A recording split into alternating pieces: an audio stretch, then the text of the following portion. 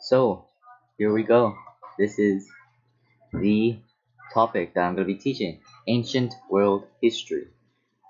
Ancient world history is very fascinating because you get to see deep down where and why people do what they do, um, whether people go for the simple path or the complex path. I should have added Alexander the Great. Um, uh, why like how people survive, because the main goal of humanity is survival, and the easy way to do that, there's easy ways to do that, and there are hard ways to do that. And in this course, we'll cover a lot of them, and we'll cover humanity's desire for exploration. We'll cover government, the rise of government, religion, migration, and a lot of stuff. So here are all the periods. Periods are a reference. So this it starts with hominids or Homo erectus. 4 million to 10,000 BC is the start of human civilization. I shouldn't say human migration. It's like the start of humans and human migration. And then out of 10,000 BC, the Ice Age starts calming down. The Ice Age starts calming down, not the Ice Age starts. And then agricultural revolution, and then there's a rise of civilization, and then civilizations create better methods for farming, big surplus, which gives way for more people in a village, and then people start to have different jobs, social classes, and everything. Yeah, like that.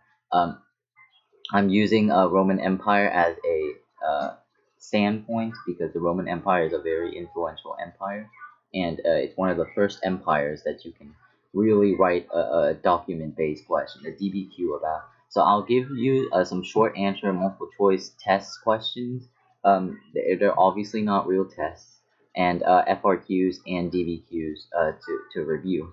And we are covering, disclaimer, we are covering an enormous time span. This is 4 million years of time, especially period 1. So nothing can be covered super specifically. And if someone tells you that the evidence that I say is wrong, it might be wrong. Yes, it might be wrong. Because 50,000 years people change their thinking for a lot, or 20,000 years, even like 2 years, you change your thinking. From being an adolescent to a early adult, you change your thinking a lot in 2 years. So imagine 50,000, 100,000 years. Obviously, they're going to change their thinking. Time will move very fast, and especially in period 1 and period 2, the evolution will shape how people think and what people do, and why people do the switch from hunter-gatherers to agriculture. So that's it. That's it, basically. Next is the skills that you should have already from your 8th grade or 7th grade class or 9th grade class. Is you have to ask open-ended questions. You have to use the sources.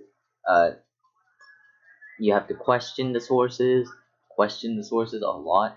You have to identify the intended audience. You have to corroborate evidence. That means use evidence from multiple sources. There's something called triangulation. I'll talk about that probably next video. Triangulation. Use the 5 W's to contextualize the source as a what, why, when, who, and where. I said ask open-ended questions about the source, but you also have to ask non-open-ended questions and open-ended questions about the context that the source is in. So you have to contextualize in order to make your make your standpoint more strong. And there's a lot more ways to implement more historical skills, but these are the main ways. So here are 4 pictures about human civilization. This will probably be in the first chapter. What can you conclude from these human civilizations? So we got four pictures right here. This looks like hieroglyphics or early agriculture. It looks like the people used symbols of agriculture as a way of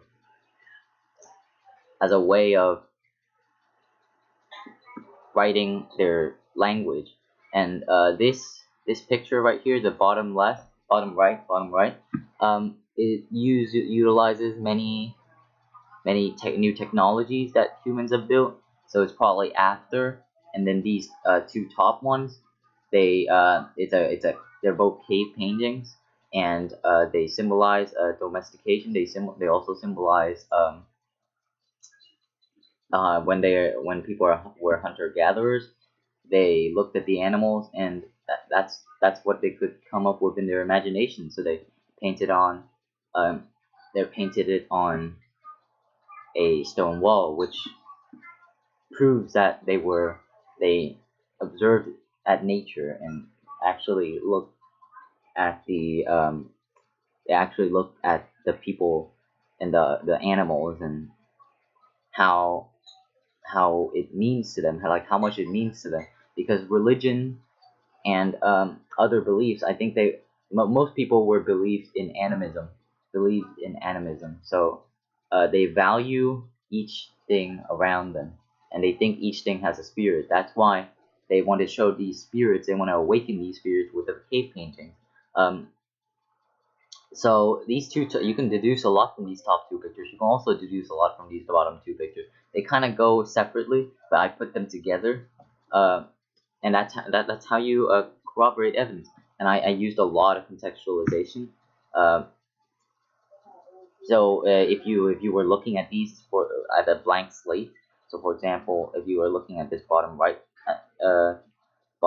picture with a with a blank slate, then you would just probably say, oh, there's coal. Oh, there's water. There's water, and then there's trees. So water, uh, there's water, and they're creating tools. So this will probably be a plant, because there's grass and there's water. I don't know why you would actually, no. This is not water. No, this is a furnace.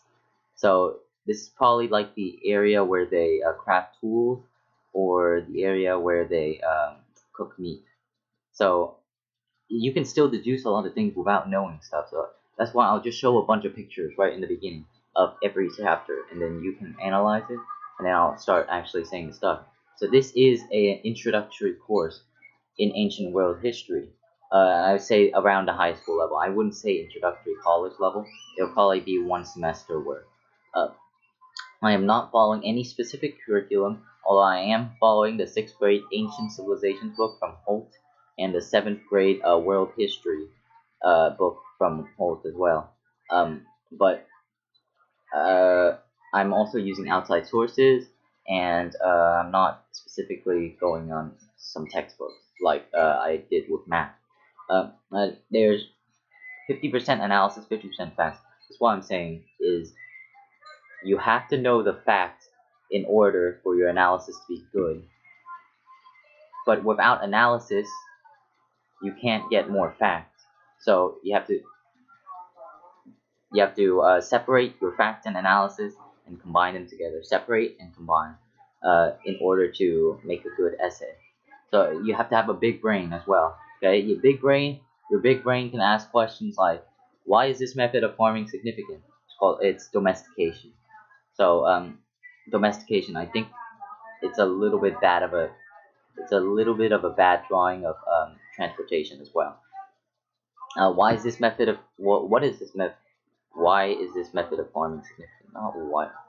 Why is this method of farming significant? And what about this method of farming? What tools are they using? What is that tool right there? I don't even know what that tool is. What is that tool right there? And then this tool, and why are they naked like this? Why are they naked? Why are they covering their?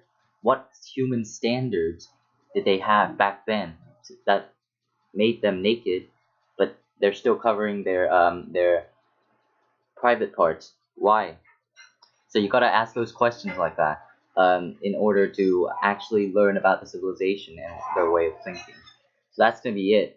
Good luck if you if I've uploaded the next few episodes already. Good luck on your journey to mastering ancient history. If I haven't yet, you just have gotta wait like a week because I gotta do a lot of research. This is one of the most research heavy lessons I've research heavy kind of courses I've taught ever.